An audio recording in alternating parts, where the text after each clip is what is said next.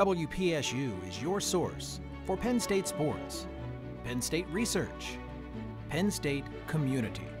But we can't do it without your support. Make a contribution today and get a DVD of your favorite Penn State show.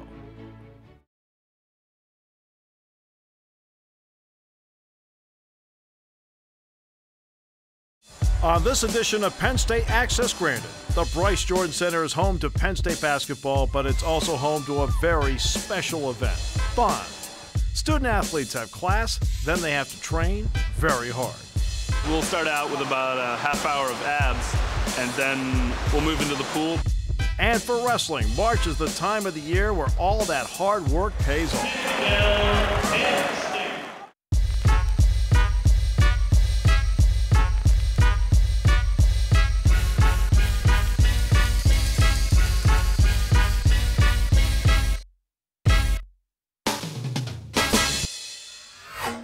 Penn State football coach Joe Paterno heads into his 45th season at Penn State. For the Nittany Lions, he's won 394 games, a record, 24 bowl wins, but he's looking for much, much more in his career as winter and spring practice rolls on. Leadership is not something that all of a sudden you pop out of the cake. It's got to be somebody that earns it. When some of the kids can't understand, particularly the younger kids, why are we doing this? The older guys are going to be saying, hey, you know, this will pay off. We're very fortunate at Penn State. We've been able to keep most of our coaches year in and year out, and they do a great job, and they know what it takes. The Nittany Lions are coming off an 11-2 season. It's the third time in the last 5 years Penn State has won 11 games in the season, and they've won 51 games over the last 5. He's looking forward to doing it again. It'll be fun. I think it'll be exciting. And I'm looking forward to it. You like challenges. If you don't like challenges, you shouldn't be in this game. And if you don't, and if everything is easy, that's no fun. But, I've been in Tuscaloosa for a while. We went down there, and we've won a couple of games in Tuscaloosa. So I'll be second game, we're going down there, and I don't want to look past Youngstown State, but obviously that's going to be in the back of our heads that we're playing the defending national champion. Joe Paterno is not just a football coach, he's an educator. He also knows that the experience after Penn State is very important. I hope that when it's all said and done, you win some games, but you hope that the experience is part of the education of kids. We constantly have got to make them understand that they can only play sports so long, and that they're in college in order to get the kind of education that will make them better people. If the only thing they're going to get out of this is knocking somebody in the rear end, all right, and they can't come out of here and understand what their obligation is, how much has been invested in their being somebody that's going to give back at a certain level. And I don't mean athletically. Sure, they're going to go into pro ball, provide some entertainment and enjoyment. But somewhere down the line, they've got to make a contribution to the community they live in, and whatever they do. And they got to be good parents, and they got to be people who are going to make it a better country. Penn State football players take the cue from their head coach because they give something back. The Four Diamonds Fund at the Hershey Medical Center, very important, and the families are central to that. The football players made sure they had a great time on campus.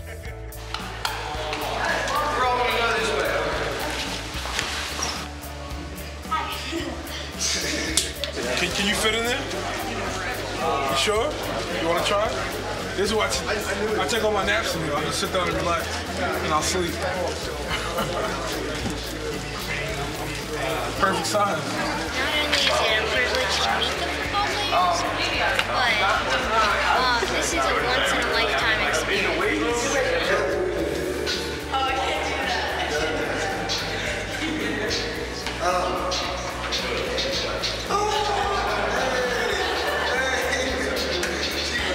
It's fun. I sign up for it every year, and it's our chance to give back. It's always fun to see the kids' faces when they get to come see the things we do every day.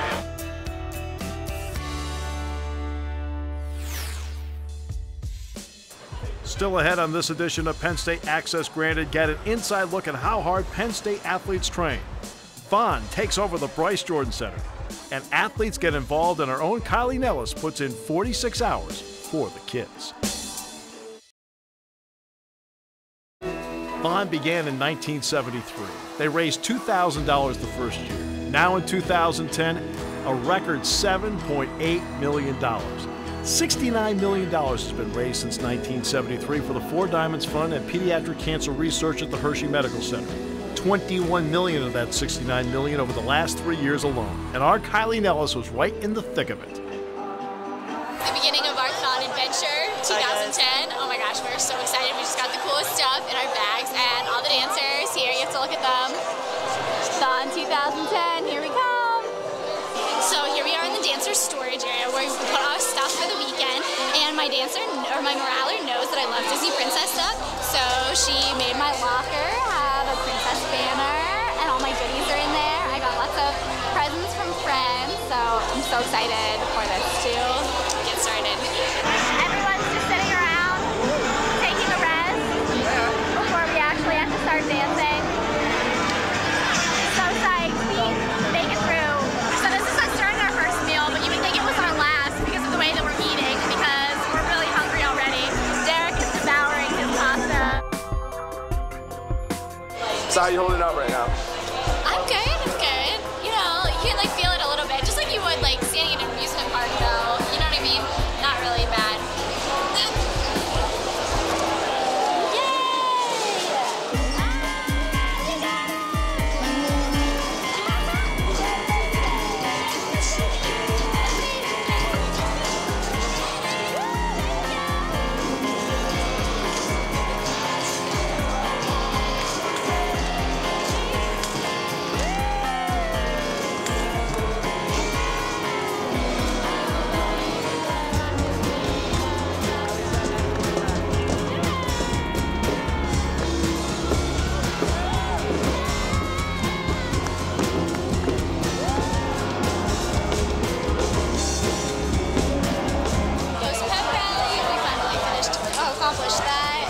That's done for the weekend, but we're now in line to get massages because we're in pain.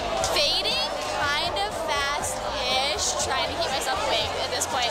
I'm looking forward to crushed ice to eat, maybe dunking my head in some water, wake me up a little bit. It'll be good to go. But yeah, that's all for the weekend. Hello.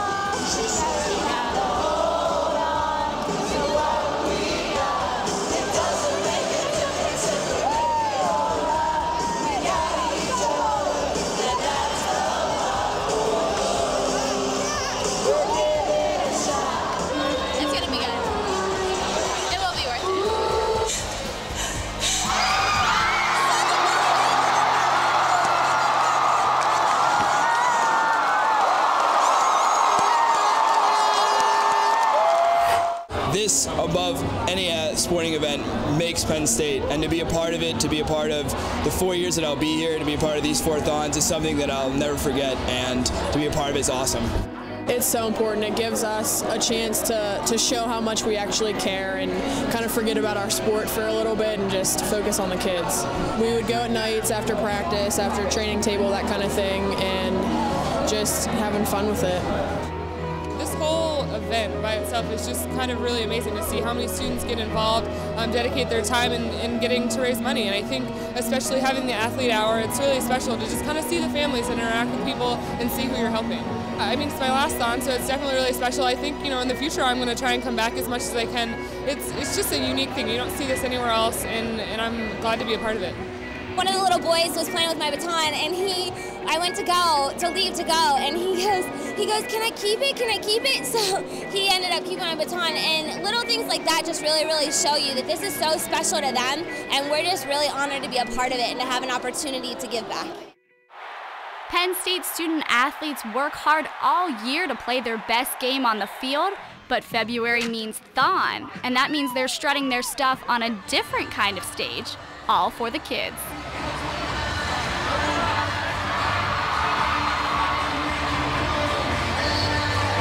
We came up with the theme board games, and we chose Monopoly. I snagged that one. And I think we had a couple practices every week, and the Lionettes offered their services to help us choreograph it, so we weren't completely clueless.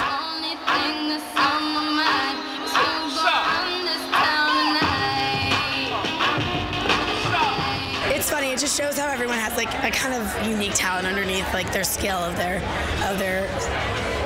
presented sport.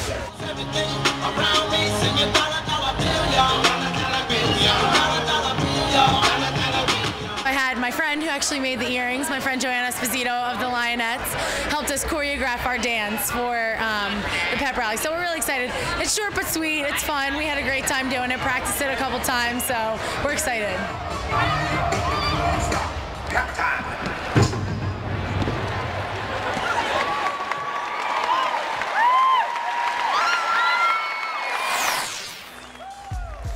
Coming up on this edition of Penn State Access Granted, wrestlers see their hard work pay off during championship time in March. And for the seniors, it's their last chance at glory. I am the best dunker. Yeah. I have that. Men's volleyball hitters have a unique athleticism. Senior Max Lipsitz displays his best Dominique Wilkins impression on the basketball court.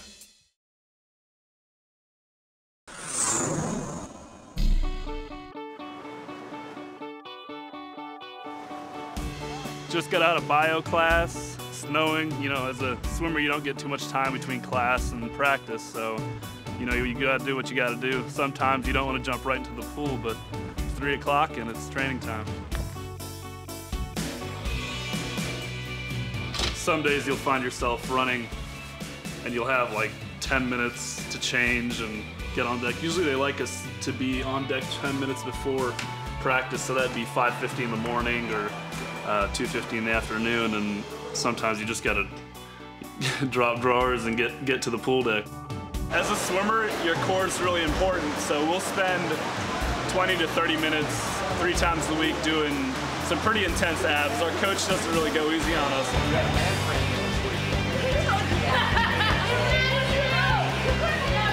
Hey.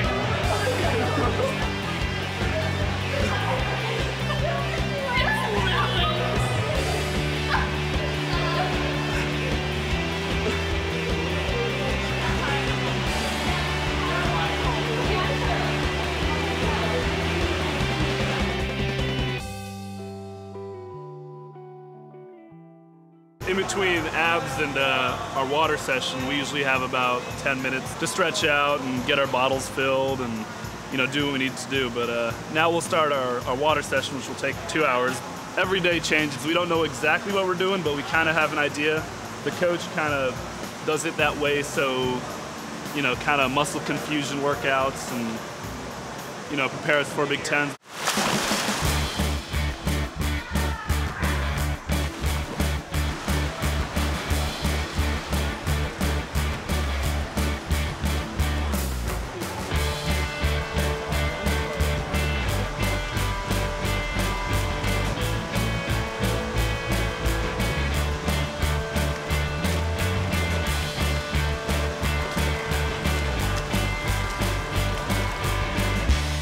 Man, some of these afternoon sessions can really take it out of you.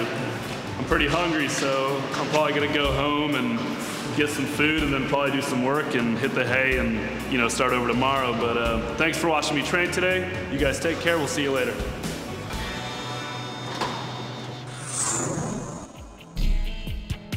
Hi guys, welcome to Penn State Indoor Track. I'm Joe Kovacs. And I'm Blake Eaton, and we're gonna show you what Penn State throws is all about. Now, we're gonna go do a couple laps on the track because before practice, you gotta get the blood pumping, sweat going. So we'll do that and then we'll be back.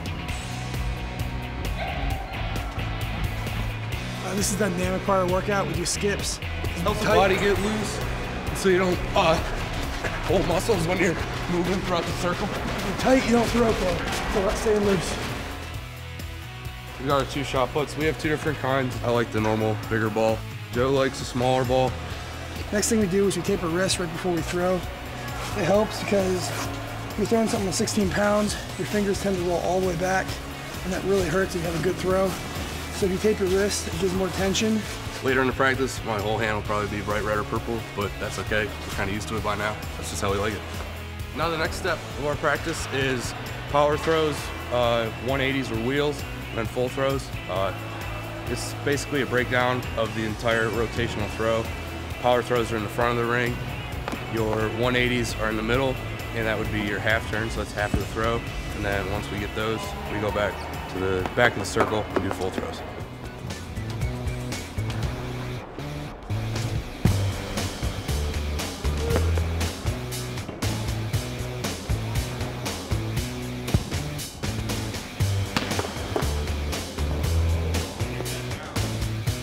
There's a sample hand, there's a throw hand. I can't open mine all the way, but hey, that's what shot put is. All right, Joe's gonna demonstrate the full throw now. You can see coming out of the back, his weight shifts over to the right. And he's got a nice long drive into the middle, and that's when he hits his power position here, wrapped, shoulders back. The hips start to come through, shoulders stay back, and the left arm comes out and the right arm extends.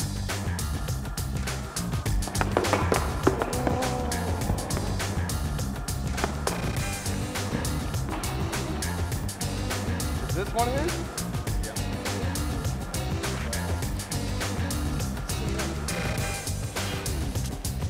All right, you won. You got me. In men's volleyball, athleticism is required to compete at a high level. You need jumping ability and speed with which to hit. Some serves at 60 miles per hour, some kills better than that. Well, Max Lipsitz, hell, if you need any further proof, watch him in the dunk championship on the Big Ten Network. Oh! What are you going to pull out for us here? I'm not sure. Come on, Max, bring it, man. Throw it off the backboard and see what happens. Okay, in case you didn't hear that, that's volleyball pride, he said. The ball's behind you. All time.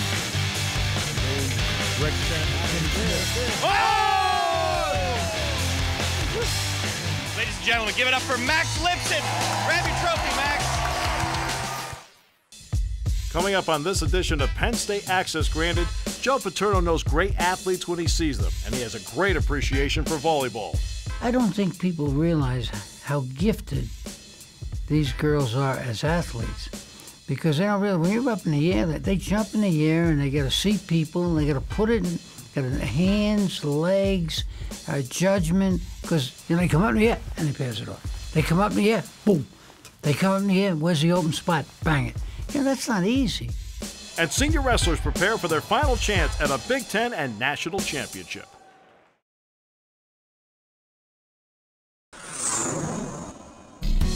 March is championship time, and for wrestlers, they've worked the entire season to get to this point. A chance to win a Big Ten championship and a chance to win a national championship. Well, all season is just preparation for the end, and it's a lot of hard work, but it's a lot of fun. Have the actual wrestling aspect, and then you have the weight cutting on top of that. The goal is to win Big Tens and ultimately nationals. It's real important. That's what I'm working for, just to go out with a bang. For the Nittany Lions, they go to the Big Ten and national championships with a new mentor, Cale Sanderson, maybe the best that's ever lived. 169-0 in his career, an Olympic championship, 4 national championships, and a guy that has proven as a head coach he's finished no lower than 5th nationally. He's helped me, I'd say, mostly, well, a lot with technique, obviously, and say also how to think and your mindset, focus on the process, and then results come from that. For the seniors, it's been 4 and in some cases 5 years. Now all that hard work needs to pay off. I'm going to go to the national tournament and wrestle as hard as I possibly can. They'll definitely be my 5 hardest wrestling matches of the season. I'm sure any senior feels that same way too. I mean, you're going out there, it's your last shot, and you just want to go out and make things happen. It's the last year of my career, and it's just I look back and this is what I've been working for since I was a little kid now. Kill that gives Texas a 2-0 lead over the Nittany Lions here in this national championship match. The Longhorns are feeling pretty good about themselves to win their 2nd national championship.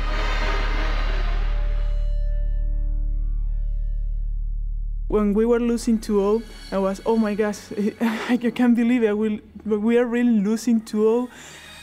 It can be happening.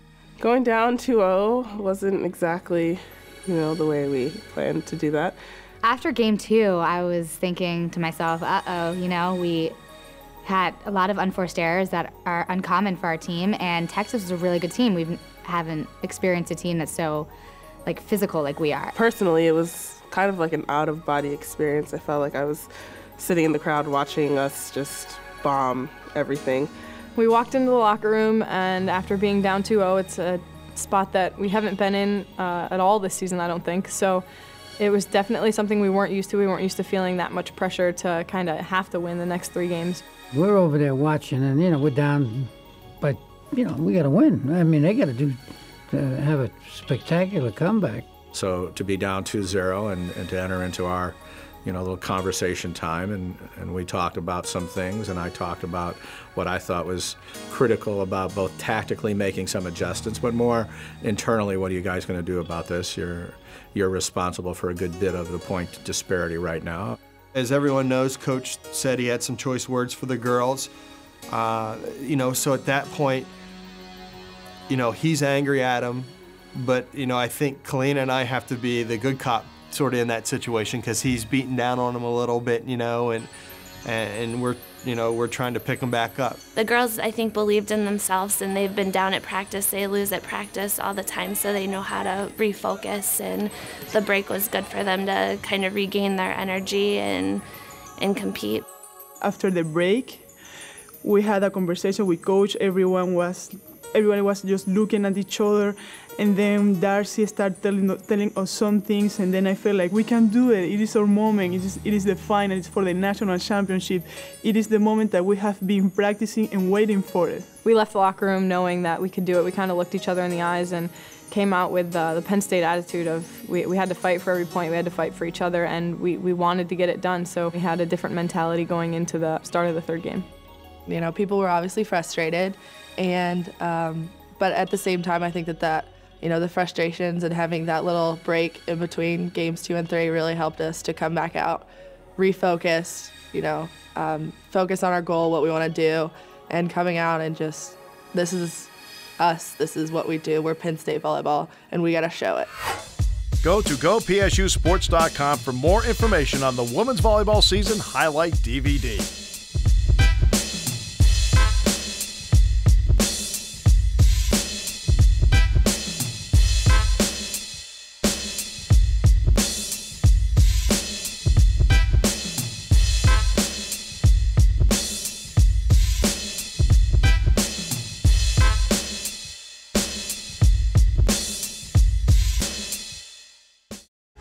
This has been a production of WPSU.